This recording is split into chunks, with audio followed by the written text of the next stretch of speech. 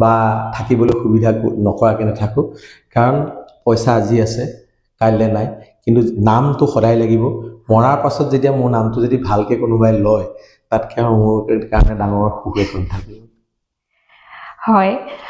আচলতে ইমান সাধাৰণ আৰু ইমান হাঁহিমুখীয়া এগৰাকী ব্যক্তি লগ পাইছোঁ সঁচাকৈ আনন্দিত আমি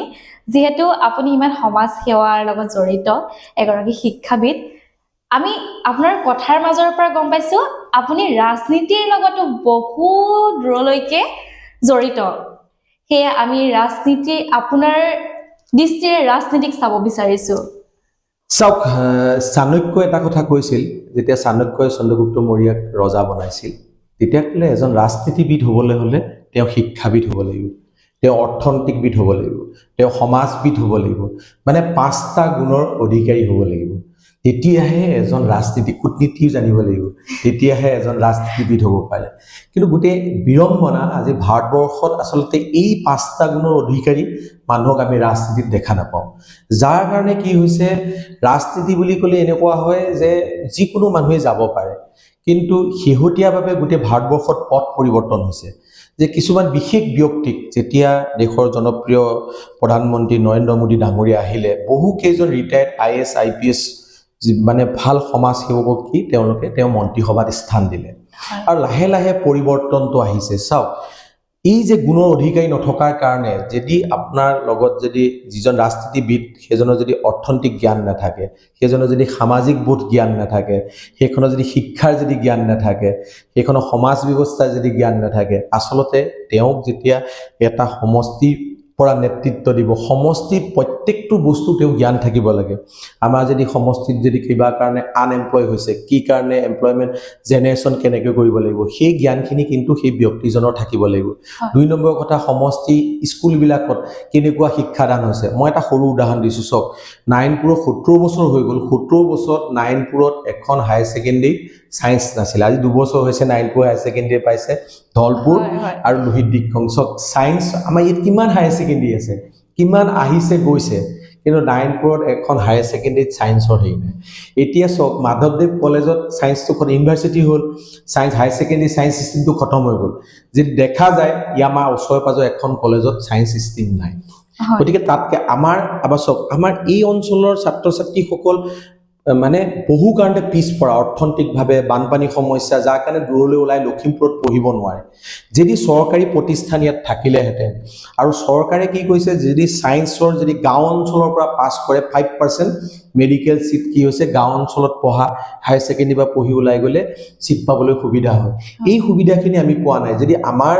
নেতৃত্ব দিয়াৰ ব্যক্তিজনৰ যদি এই গুণটো থাকিলেহেঁতেন নেক্সট মই আপোনাক কৈছোঁ অৰ্থনৈতিক ক্ষেত্ৰত সব অৰ্থনৈতিক ক্ষেত্ৰত আমি সমষ্টিটোত আগবঢ়িব পৰা মই বিপুৰীয়া কথা কৈছোঁ এটা উদাহৰণ দিছোঁ ইয়াতে আপুনি টুৰিজিম সেক্টৰত কিমান আছে 12জন বৈষ্ণৱৰ জন্মক্ষেত্ৰ আছে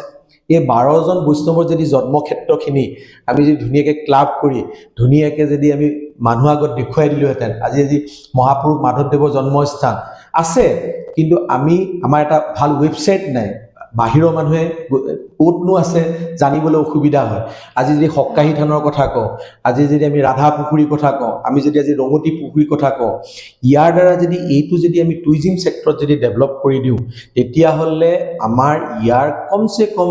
1000 পৰিয়াল সংস্থাপন হ'ব এনেকুৱা এটা স্কোপ আছে অৰ্থনৈতিক কিন্তু সেই বিষয়টো সেই ব্যক্তিজনে জানিব লাগিব চাণক্যই সেইকাৰণে বাৰে প্ৰতি কৈছিল এই জ্ঞানখিনি থাকিব লাগে এতিয়া কূটনীতি জ্ঞানৰ কূটনীতিৰ কথা কৈছোঁ কূটনীতি কিছুমান বস্তু সন্ধি বা বুদ্ধিয়ে কাটিব লাগিব আমাৰ এতিয়া নাৰায়ণপুৰ অঞ্চলৰে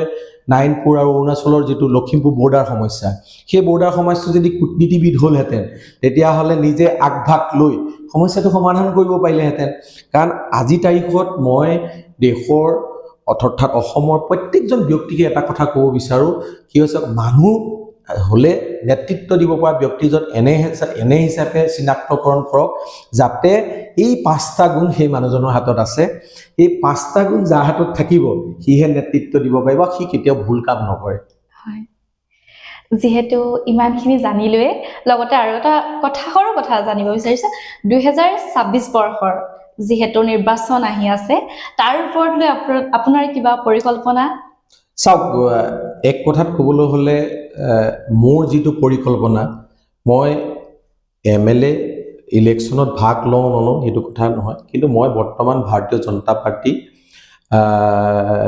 ষ্টেট এক্সিকিউটিভ মেম্বাৰ। হয় আৰু 2 নম্বৰ কথা হৈছে মোক ভাৰতীয় জনতা পাৰ্টীয়ে যি দায়িত্ব দিয়ে মই সকলো দায়িত্ব সদায় আগবাঢ়ি আহি কৰোঁ। মই আপোনালোকে দেখিছে যে সদায় টিভি শ্ব'ত আহিয়ে থাকোঁ, সমাজৰ বিভিন্ন সমস্যা লৈ সকলো সময়তে মাত মাতি আহিছোঁ। কিন্তু বিহপুৰীয়া ক্ষেত্ৰত কি হৈছে, যদি বিহপুৰীয়া ৰাইজে বিচাৰে প্ৰকৃততে, কাৰণ মই উঠিম বুলি ক'লে নহ'ব নহয়, বিহপুৰীয়া ৰাইজে যদি বিচাৰে, ভগৱানে যদি আশীৰ্বাদ কৰে, সকলোৱে যদি আমি একগোট হ'ব পাৰোঁ, সকলোৱে যদি বিহপুৰীয়াক এখন উন্নত বিধানসভাৰ ক্ষেত্ৰ বনাবৰ কাৰণে যদি চেষ্টা কৰে, সেই চেষ্টাত ময়ো এজন সৈনিক হিচাপে সদায় আছোঁ, ৰাইজৰ লগত আছোঁ। আৰু ৰাইজে যদি কয়, ৰাইজে নখ জোকাৰিলেহে নহ'ব, মই ক'লে নহ'ব নহয়। হয় কাৰণ বিহপুৰীয়াত সদায় এটা এইটো হৈছে যে বিহপুৰীয়া যেতিয়া আমি বাহিৰলৈ যাওঁ বহুতে সদায় কোৱেশ্যন কৰে যে বিহপুৰীয়া শিক্ষাৰ ক্ষেত্ৰত আগবঢ়া, সামাজিক ক্ষেত্ৰত আগবঢ়া, চবফালে আগবঢ়া। কিন্তু বিহপুৰীয়াত কি হয়, প্ৰত্যেক বছৰে আমি দেখা পাওঁ যে মই যে বিহপুৰীয়াৰ বাহিৰৰ মানুহে, মই বিহপুৰীয়া বাহিৰৰ শব্দটো ইউজ কৰিলে আপোনালোকক ক্ষমা বিচাৰিছোঁ, যে বিহপুৰীয়া বাহিৰৰ মানুহ আহি ইয়াত সুবিধা লয় বা ইয়াত কাম কৰিছে, ভালকৈ কাম কৰিছে। কিন্তু আজিৰ তাৰিখত আপুনি তেজপুৰতো উঠিব পাৰে, গুৱাহাটীতো উঠিব পাৰে, হয় কিন্তু অসমৰ আটাইতকৈ বিহপুৰীয়াক যদি চায় তেতিয়াহ'লে আপুনি দেখিব ইয়াত কিন্তু আমাৰ এই যিখিনি আমাৰ প্ৰকৃত বিহপুৰীয়াৰ লগত জড়িত লোক, তেওঁলোকে সুবিধা কম পায়। কি কাৰণে পায় মই নাজানো, আৰু এইটোও নহয় মই তাৰ এগেইনষ্ট কোৱা নাই, কাৰণ আপুনি আজিৰ তাৰিখত ইয়াৰ পৰা গৈ দিল্লীতো উঠিব পাৰে, মোক এটা সময়ত দিল্লীত আপোনাৰ আজি এতিয়া মই ক'বলৈ কৈছোঁ আৰু এটা সময়ত এটা পাৰ্টীয়ে দিল্লীত মই যেতিয়া আছিলোঁ, অৰবিন্দ কেজৰিৱালৰ লগত মোৰ বিৰাট ভাল আছিল, তেখেত IRS আছিলে, যেতিয়া তেওঁ ইস্তিফা দিয়া নাছিলে, তেখেতে মোক দিল্লী RK পুৰম ছেক্টৰৰ পৰা অফাৰ কৰিছিল যে তই ইয়াৰ পৰা ইলেকশ্যন খেল, তই মোৰ লগত আহি যা, তোৰ লেখীয়া মানুহ মোৰ দৰকাৰ। গতিকে মই দিল্লীতো অফাৰ কৰিছে, আজি কোনোবা ইয়াত আহি উঠিব পাৰে, তাত কোনো কথা নাই। কিন্তু কি হয়, যদি ইয়াত জন্মগ্ৰহণ কৰা মানুহ এটাই কি হয়, তাৰ মাটি পানী বায়ু প্ৰত্যেক চুক কাণ জানি উঠে। এতিয়া মোক বহুতে ব্লেমো দিয়ে, মোক কয়, বহুতে কৈ থাকে মাজে মাজে, মই শুনি থাকোঁ। কেতিয়াবা পৰহিও আজি কেইদিনমানৰ আগত এটা পডকাষ্টত কোনোবাই কৈছে ৰাজীৱ বৰুৱাটো দিল্লীতে থাকে। মই কিন্তু বিহপুৰীয়াৰ যদি আপুনি কয় বোঠাখানা, মাজৰ চাপৰি, বৰবিল, গেলাবিল, আপুনি যদি প্ৰত্যেক যেনেকৈ আপোনাৰ এইফালে বান্দৰদৰা ওচৰত এটা চাপৰি আছে, এই গোটেইবিলাক যদি বিহপুৰীয়া প্ৰত্যেকখন গাঁৱৰ যদি মোক নাম ল'বলৈ কয় নহয়, প্ৰত্যেকখন গাঁৱৰ নাম জানো, প্ৰত্যেকখন গাঁৱতে হ'লেও মই 2-3টা মানুহৰ নাম জানোৱেই, 2-3জন ব্যক্তিৰ লগত মই আছে। আৰু আটাইতকৈ ডাঙৰ কথাটো হৈছে এইবিলাক কানেকশ্যনটো কি শিক্ষাৰ ক্ষেত্ৰত, ল'ৰা ছোৱালীবিলাকে, মই কালি এটা ইণ্টাৰেষ্টিং কথা, মই আজি 2 দিনমানৰ আগত মই ৰঙতিলৈ গৈ আছিলোঁ, স্কুলৰ ছাত্ৰ ছাত্ৰী স্কুল ছুটি হৈ গ'ল। তো ছুটি হওঁতেনে মোক গাড়ীখন সেইখিনি ৰখাই পেলাই কথা পাতি আছিলোঁ। LP স্কুলৰ মই ফেচবুকত আপডেট দি থৈছোঁ, LP স্কুলৰ ল'ৰা ছোৱালীবিলাকে মোক ক'লে, ছাৰ ৰ'বচোন এনেকৈ বুলি ক'লে। মই LP স্কুলৰ ল'ৰা ছোৱালীখিনিয়ে মোক ৰ'বলৈ কৈছে, ময়ো অকণমান মানে বিভূতিত পৰি গ'লোঁ। মোক এজনী ছোৱালী আহি সুধিছে, তাই 4th শ্ৰেণীত পঢ়িছে, তাই ক'লে, ছাৰ আপোনাক আমি টিভিত দেখি থাকোঁ। তো মই বোলো, টিভিত তুমি কেনেকৈ দেখা? বোলে আজি কেইদিনমানৰ আগত News 18ত আপোনাৰ দিছে, আমি বৰ ধুনীয়া ধুনীয়া কথা কয়। মই বোলো, মই ধুনীয়া কথা কওঁ নেকি? বোলে ধুনীয়া ধুনীয়া কথা কয়, ভাল লাগে। তো তাৰপিছত মই মোক কৈছে, আপোনালোকৰ চেল্ফি এখন ল'ব পাৰিম নেকি? আপুনি আমাক দি দিব নম্বৰটো, নম্বৰ দি দিব। মই কালি ফেচবুকত আপডেট দিছোঁ, মই কান্দি উঠিছোঁ যে মানুহৰ লগত মানে এটা কানেকশ্যন আছে, যিটো সাধাৰণ মানুহে, যিহেতু মই বহুত অকলে ঘূৰি ফুৰোঁ, মই মানুহৰ লগত মানে জেনেৰেলি কি হয়, মোৰ লগত বহুত কম মানুহ থাকে, কাৰণ মই প্ৰত্যেকজন মানুহকে ভাল পাওঁ, যে প্ৰত্যেকজন মানুহৰ লগত ভাল পাওঁ, প্ৰত্যেকজনকতো মই লৈ ল'ব নোৱাৰোঁ, সেইকাৰণে মই অকলে যাওঁ, য'তে যাওঁ। সেইকাৰণে তেনেকুৱা এটা প্ৰচেছ আছে। সেইকাৰণে বহুতে ভাবে যে মানুহটোতো অকলে থাকে, অকলে কোন থাকে? অকলে যেতিয়া বহুত মানুহক ভাল পোৱা হয়, চবকেতো ল'ব নোৱাৰে, গতিকে কাকো বেয়া পাবলৈ সুবিধা নিদিওঁ যে অকলে আহিছোঁ, মই অকলে আছোঁ, তোমাৰ কাৰণে আহিছোঁ। গতিকে সেইটো কাৰণে মোক চবেই আচলতে ভাল পায়। আৰু মই যদি বিহপুৰীয়া বিধায়ক বা বিহপুৰীয়াৰ পৰা মই নেতৃত্ব দিবলৈ সুবিধাও নাপাওঁ, মই আজি ৰাজহুৱাকৈ কৈছোঁ যে মই বিহপুৰীয়াখন, আমাৰ নাৰায়ণপুৰখন, আমাৰ লখিমপুৰখন অসমৰ এখন শ্ৰেষ্ঠ জিলা, শ্ৰেষ্ঠ সমষ্টি হিচাপে গঢ় দিয়াৰ ক্ষেত্ৰত মোক যদি অনাগত সময়ত যোনেই দায়িত্ব পায়, যোনজনেই বিধায়ক হয় বা MP হয়, মোক যদি সহায় বিচাৰে, কাৰণ আমাৰ তাৰপৰা বহু পঢ়া ছাত্ৰ ছাত্ৰী ইয়াত আছে, IS IPS, গতিকে ডিষ্ট্ৰিক্ট কমিশ্যনাৰ হৈ থাকে মই সকলো সময়তে সহায় কৰিম আৰু মোক কোনো মানে মোৰ কাজিয়া নাই মই আজি আৰু এটা কথা আপুনি সোধাৰ কাৰণে কৈছোঁ ৰাজনীতিক এম্বিশ্যন বুলি ক'লে বহুতে কৈ দিয়ে যে অমিয় দাৰ লগত আমাৰ বৰ্তমান বিহপুৰীয়া সন্মানীয় বিধায়ক অমিয় ভূঞাৰ লগত মোৰ বহুত ক্লেছ আছে বুলি হয়। মই আপোনাক কওঁ অমিয় দা মই দাদা বুলি কওঁ মোতকৈ তেওঁ বয়সত 15-16 বছৰ ডাঙৰ গতিকে দাদা হিচাপে আমাৰ বিহপুৰীয়াৰ কি হয় আলহী পৰাণ আছে বিহপুৰীয়া মানুহে ভালকৈ মানুহক সন্মান দিব জানে মই অমিয় দাক মই আজিও দাদা হিচাপে জ্ঞান কৰোঁ তেওঁ এগেইনষ্টত মই ক'তো এটা কোৱা নাই তেওঁ যদি কেতিয়াবা কয় ৰাজীৱ এইটো কামখিনি মাজুলীত মোৰ তেওঁ কৈছে যে বিহপুৰীয়াত এখন আয়ুষ মেডিকেল কলেজ লাগে যে এই কামটো অকণমান আমি মিলি কৰিব লাগিব মাজুলীত মই ৰাসত পাইছিলোঁ তেখেতে মোক ক'লে মই বোলো দাদা আপুনি মোক য'তে সহায় বিচাৰিব বিহপুৰীয়াৰ কাৰণে মই সদায় আছোঁ তেখেতৰ লগত আচলতে মোৰ ক্লেছ নাই কাৰণ মই কোনো কম্পিটিটৰ নহয় মই ৰাজনীতিটো মই ৰাইজৰ ওপৰত দিছোঁ ৰাইজে বিচাৰিলে মই ৰাজনীতিত আহিম ৰাইজে যদি নিবিচাৰে ৰাইজে যদি কয় সামাজিকভাৱে কাম কৰি যাওক কাৰণ সামাজিকভাৱে যিটো কাম কৰিবলৈ মায়ে মোক অনুপ্ৰেৰণা দিছে সেইটো আচলতে মই মৃত্যুৰ সময়লৈকে মই কেতিয়াও এৰি নাযাওঁ সেইকাৰণে মই আজি কেইদিনমানৰ আগত মই মৰিলে যে মোৰ ডেড বডিটো যাতে মানে মেডিকেল চায়েন্সে ইউজ কৰিব পাৰে পৰীক্ষা নিৰীক্ষাৰ কাৰণে মই বডিটো মেডিকেল চায়েন্সক উৎসৰ্গা কৰি দিছোঁ মই মাক কৈছোঁ যে মই মৰিলে কমচে কম মোৰ বডিটো বা কোনোবা মানুহ জীৱও পাৰিব কেতিয়াবা কিবা লিভাৰ দৰকাৰ হ'লে চকুহাল যিহেতু 24 ঘণ্টালৈকে বাচি থাকে গতিকে মোৰ নিজৰ দেহাটো মই সমাজৰ বাবে উৎসৰ্গা কৰি দিছোঁ গতিকে মোৰ আচলতে নিজক লৈ কোনো পৰিকল্পনা নাই সমাজৰ কাৰণে মোৰ পৰিকল্পনা আছে যিহেতু শৈশৱ আৰু শিক্ষা সমাজ সেৱা লগতে আমি ৰাজনীতিৰ বিষয়ে এওঁৰ পৰা জানিলোঁ কিন্তু তাৰ পাছতো আৰু এটা মোৰ প্ৰশ্ন আহিছে যিহেতু আপুনি প্ৰতিটো কথাতে কৈ আছে যে মা মানে সকলোৰ বাবে মাৰ সমান কোনো হ'ব নোৱাৰে আৰু যিহেতু আমাৰ অনুষ্ঠানটিৰ নামো মা সেয়ে নৱপ্ৰজন্মই আজিকালি মাক দেউতাকক ইমান সন্মান নকৰে অথবা এনেকুৱা এটা পৰিৱেশ হৈ গৈছে যে এটা বয়স হোৱাৰ লগে লগে মা দেউতাক বাহিৰলৈ পঠিয়াই দিয়ে তেওঁলোকে নিজৰ সংসাৰখনৰ লগত চিন্তা কৰে আপুনি সেই নৱপ্ৰজন্মক কেনেকুৱা বাৰ্তা দিব বিচাৰিব চাওক মাটো মায়ে মই কোনো মঠ মন্দিৰ ক'তো নাযাওঁ মই ৰাতিপুৱা শুই উঠি মোৰ এখন ফটোৰ ওচৰত মা দেউতাৰ ফটো আছে তাতে মই সেৱা কৰোঁ মোৰ কাৰণে মা আৰু দেউতা হৈছে সৰ্বোচ্চ আজি মোৰ বয়স 48 years কিন্তু মই আজিও মাৰ লগত শুওঁ মই ৰাজহুৱাভাৱে কৈছোঁ মাৰ লগত কোনো ল'ৰা ছোৱালী আছে ক্লাছ 9 8 পিছত নুশুৱে মই আজিও মাৰ লগত একেখন বিচনাত শুওঁ ডাঙৰকৈ বিচনা এখন বনাই লৈছোঁ তো মায়ে কয় তই ইমান ডাঙৰ হ'লি তই মোৰ লগত কিয় শুবি মায়ে যেতিয়া ৰাতি মোৰ বুকুত হাতখন থৈ দিয়ে মূৰটোত যেতিয়া হাতখন এনেকৈ থৈ দিয়ে মই আচলতে পৃথিৱীৰ স্বৰ্গ সুখতকৈও তাতে মই মানে এনেকুৱা সুখ জীৱনত পোৱা নাই যে মাৰ যেতিয়া হাতখন থাকে আৰু দেউতা এনেকুৱা মোৰ দেউতা যেতিয়া মায়ে কথা পাতে দেউতাই কেতিয়া মোক একচুৱেলি টেলিফোনত কথা নাপাতে মায়ে যেতিয়া কথা পাতে নহয় দেউতা পিছফালে ৰৈ থাকে মই কেতিয়াবা কি হয় ফোনটো মায়ে কাটি দিবলৈ হ'লে মই কাটি দিলোঁ বুলি কৈ পেলাই ফোনটো নাকাটো তেতিয়া দেউতা আহি সুধি থাকে মোক দেউতাই মৰমতে পুতু বুলি মাতে পুতুৱে কি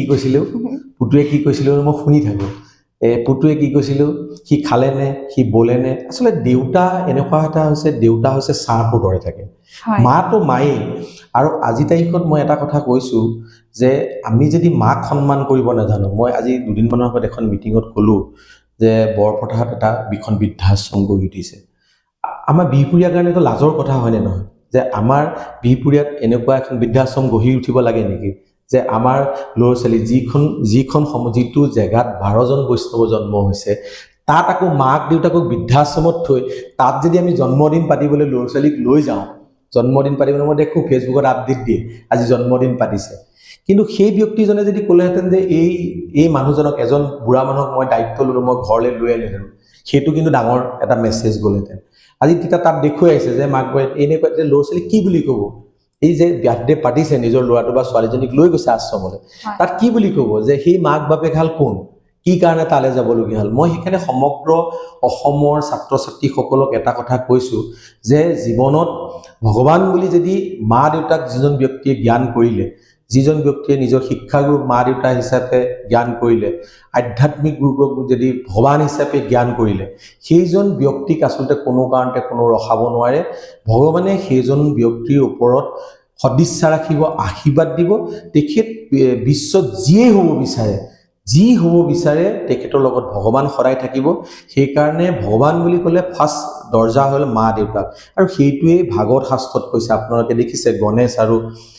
শিৱ পাৰ্বতীৰ কাহিনীত। গতিকে সেই কথাটো আমি জানিব লাগিব। মই সেইকাৰণে মোৰ কাৰণে কিন্তু ভগৱান মা আৰু দেউতা। বাকী তাৰ পিছত মা দেউতা জীয়াই থকালৈকে মা দেউতাই ভগৱান। মা দেউতাই যদি মোক আজি 48তো মায়ে মোক মই ক'বলৈ ভাল পাম, এতিয়া আপোনালোকৰ এই অনুষ্ঠানটোলৈ আহোঁতেনে তো মায়ে মোক ডেস্কটপটো মই যি টি কাপোৰ পিন্ধি দিওঁ, তো মায়ে মোক এতিয়াও কয় তই এনেকৈ পিন্ধি যাবিচোন, এইটো পিন্ধিলে ভাল হয়। টিভিত মই কথা এটা কৈ থাকিলোঁ, ব্ৰেকৰ সময়ত কয় আজি কথা কোৱা ভাল হোৱা নাই। মায়ে মানে মোক এনেকুৱাকৈ ৰাখিছে এটা সৰু ল'ৰা, ই যেন একোৱেই নাজানে। হয়, মই মাৰ ওচৰত একোৱেই নাজানো। মাৰ মোতকৈ অনুভৱ বহুত বেছি, মা মোতকৈ গভীৰতা আছে, মা মোতকৈ মা। আৰু মই সেইকাৰণে এই যে মা শব্দটো আপোনালোকে ক'লে, আপোনালোকৰ চেনেলটো যে মা বুলি ক'লে নহয়, মই আচলতে মোৰ এতিয়া চকু পানী ওলাই যাব। মানে মাৰ লগত মোৰ যি সত্তা, যিখিনি মানুহে জানিছে মা বুলি ক'লে একচুৱেলি এই পেজটো মই ভাবোঁ এনেকুৱা মানুহে আদৰি ল'ব। মা বুলি ক'লে আচলতে যিবিলাকে মাৰ অন্তৰৰ কথা বুজি পায়। ইণ্টাৰেষ্টিং কথা, 9 মাহ 10 দিন যেতিয়া গৰ্ভত ৰাখে, মাকৰ দুখ যোনে অনুভৱ কৰিব পাৰিছে, পৃথিৱী আচলতে কোনো মানুহে মাকক ঋণ খুজাব নোৱাৰে। গতিকে এনেকুৱা এটা পেজ বনাইছে আপোনালোকে, ৰয়েল কে কালচাৰেল, আৰু কালচাৰেল নামটো লগত লগাই দিছে, নাৰায়ণপুৰ কালচাৰেলি বহুত গ্ৰোথ। অসমবাসীয়ে কিন্তু এই চেনেলটোক এনেকৈ আদৰি ল'ব। মই ভাবোঁ মাটোৱেই মানুহৰ লগত কানেক্ট কৰে। মা শব্দটো চাওকচোন, মা বুলি ক'লে আমাৰ শৰীৰত উৰ্জা লাগি যায়। আপুনি চাবচোন, মা বুলি মাতি চাবচোন, মা বুলি ক'লে একদম শৰীৰত যাতে অক্সিজেনটো এনে অট'মেটিক জেনেৰেট হৈ যায়, একদম মন চন হাঁহি ওলাই যায় মা বুলি ক'লে। বাকী কিছুমান শব্দ কৈ চাওকচোন, মা আৰু দেউতা শব্দটোৰ বাদে যদি বেলেগ শব্দ কৈ চায় তেতিয়াহ'লে নোলায়। সেইকাৰণে মই হাতযোৰ কৰি সমগ্ৰ অসমবাসী লগতে নাৰায়ণপুৰৰ আমাৰ ছাত্ৰ ছাত্ৰীসকলক এটাই কৈছোঁ যে মা দেউতাক কেতিয়াও পাহৰিব নালাগে। মা দেউতাক ভগৱান হিচাপে লৈ নিজৰ কাম কৰি যাওক। হয়, এগৰাকী মহান চিন্তাৰ গৰাকী, বিশেষকৈ ধন্যবাদ জনাইছোঁ আপোনাক, যিহেতু এয়া আমাৰ প্ৰথমটি খণ্ড আৰু মাৰ অনুষ্ঠানটিলৈ আপোনাক প্ৰথম অতিথি হিচাপে আমি নিমন্ত্ৰণ জনাইছিলোঁ, আৰু আপোনাৰ বহুমূল্য সময়খিনি আমাক দিয়াৰ বাবে আপোনাক প্ৰথমে ধন্যবাদ। আৰু লগতে আজি এই অনুষ্ঠানটিৰ পৰা আপোনাক আমি বিদায় দিছোঁ। আচলতে ধন্যবাদ মই আপোনালোকক দিব লাগে, কাৰণ আপোনালোকে আচলতে আজি এই মহান অনুষ্ঠান বুলি কৈছোঁ, প্ৰথম দিনাই যিটো মোক সুবিধা দিলে প্ৰথমটো খণ্ডতে, আচলতে মই ইয়াৰ যোগ্য নহয়। মই এইটো অতি সাধাৰণ মানুহ, সাধাৰণভাৱে জীয়াই থাকোঁ চবৰ লগত মিলি। মই গোপালৰ নাম ল'বই লাগিব, গতিকে তেওঁ ফোন কৰিলে। মই আচলতে কোনো কাৰণতে পডকাষ্ট বা এইবিলাক দিবলৈ নিবিচাৰোঁ, কিন্তু তেখেতে ক'লে, আৰু আপোনালোকে মোক যি মৰম দিলে, আপোনালোকৰ মৰম আচলতে জীৱনত মই কোনোদিন পাহৰিব নোৱাৰোঁ। লগতে মই সমগ্ৰ অসমবাসীক কৈছোঁ, এই মা অনুষ্ঠানটোক আপোনালোকে মৰম দিয়ক। এই মা অনুষ্ঠানটোৰ যোগে মই আৰু এটা গোপালক অনুৰোধ জনাম, যাতে এনেকুৱা কিছুমান ব্যক্তিক আপোনালোকে ইয়াত চিনাকি কৰক, যি আচলতে জীৱনৰ প্ৰকৃত ৰহস্যৰ কথা কয়। প্ৰকৃত ৰহস্যটো যেতিয়া জানিব, তেতিয়াহে আমি প্ৰেৰণাৰ উৎস পাওঁ। গতিকে এটা ভাল অনুষ্ঠান, ৰয়েল কে কালচাৰেল পেজক মোৰ হৃদয়ৰ পৰা বহুত বহুত ধন্যবাদ জ্ঞাপন কৰিছোঁ। ধন্যবাদ, আৰু ইয়াৰ লগতে আমি এওঁক বিদায় দিছোঁ। ধন্যবাদ। আপোনালোকে চাই থাকিব ৰয়েল কে কালচাৰ মা অনুষ্ঠানটি। ৰয়েল কে কালচাৰ পেজটি ফ'ল' কৰিব নাপাহৰিব, চাই থাকিব। ধন্যবাদ।